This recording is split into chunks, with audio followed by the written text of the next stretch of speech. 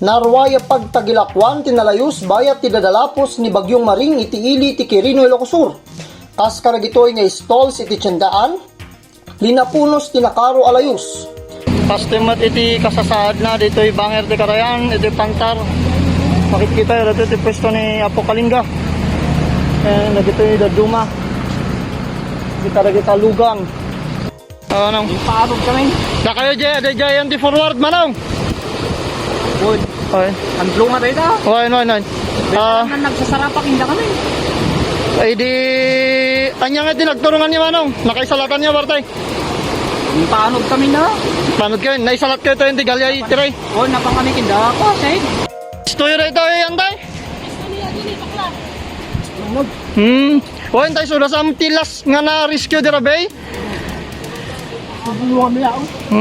Gasam dat. Inukumbot ka mo idoy ako so yun, baka ang nayanog. Iti agdama, agtultuloy iti clearing operations iti gobyerno lokal iti Iti Quirino.